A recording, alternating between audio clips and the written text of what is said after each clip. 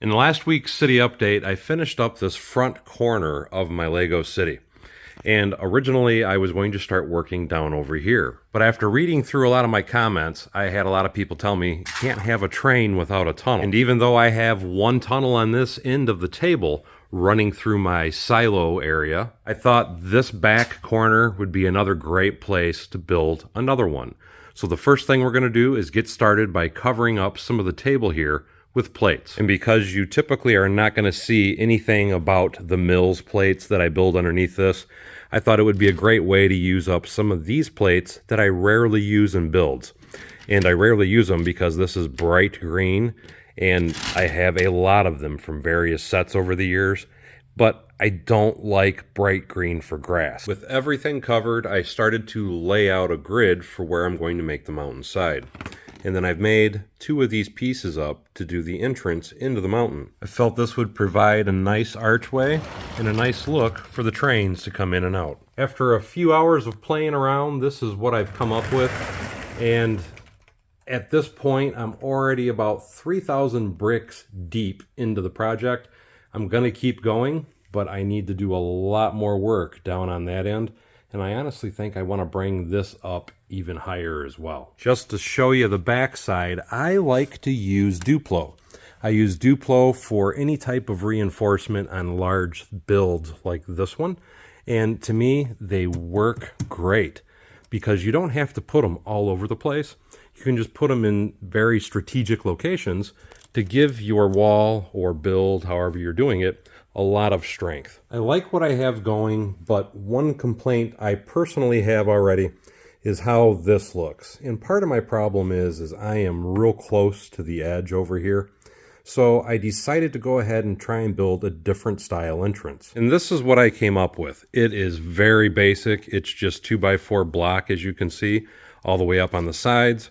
And then the front is some snot bricks. That way I was able to plate it over to give it that block look feel. And I think this is going to be a much better entrance. And to solve the issue of it being so close to the edge, with this, what I'm actually going to do, once I get that placed there, is I will tile underneath it so it doesn't have to be locked into place. And another big issue is the fact that when I'm coming up, because this can't be locked down because my plates are on an angle.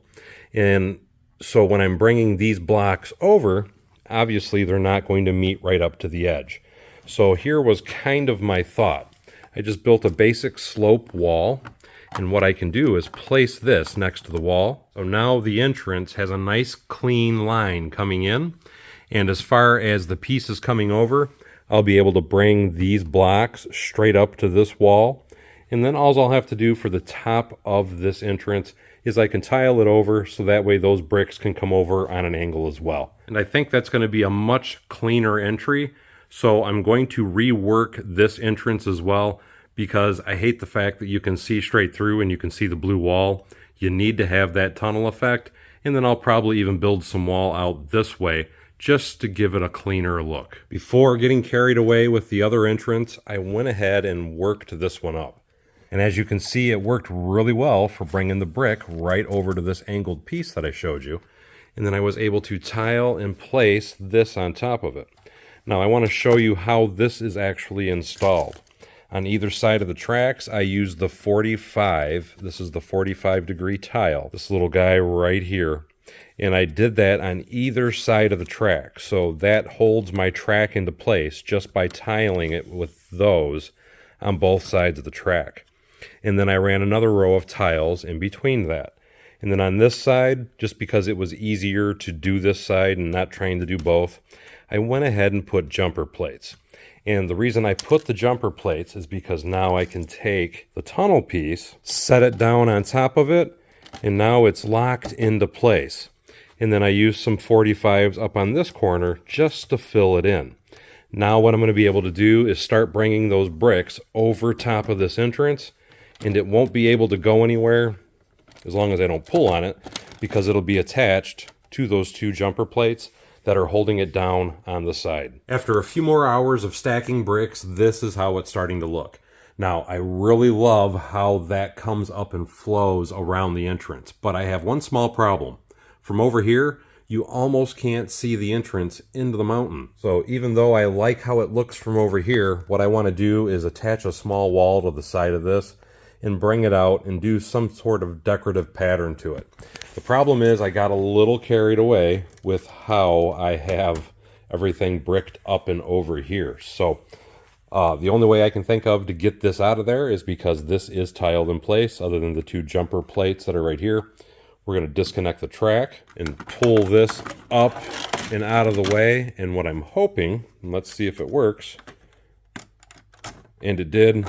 Now I can just slide that out of the way, and we're going to take that over and add a wall to the side. And now here's what I came up with for a solution. I know it's very basic, and the back side is absolutely ugly, but you will never see the back side. That fits nicely, and now when you're walking up to the table, you can see that there's obviously something going on there, which is exactly what I wanted.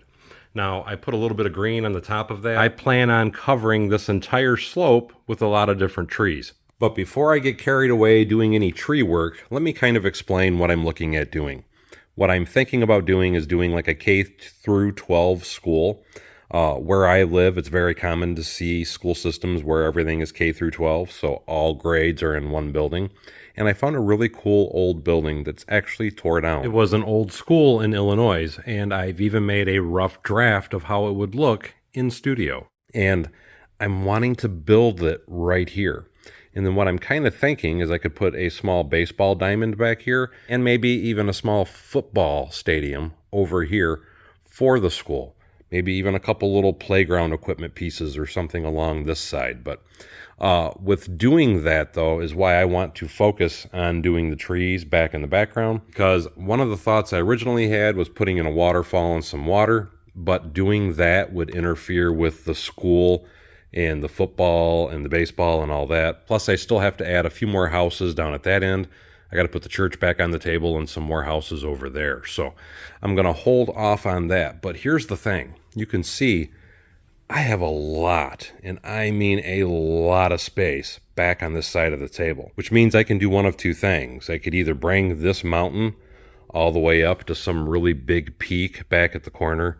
Of course, it's going to take a lot more pieces.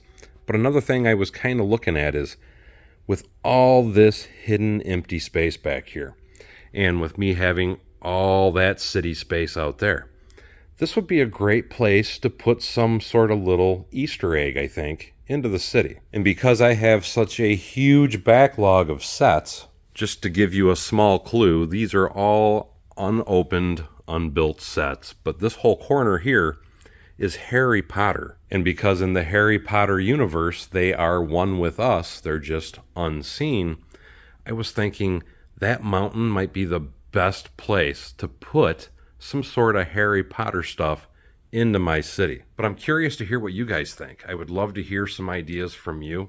I do have one idea I'm already working on, but I want to save that for the next city update video.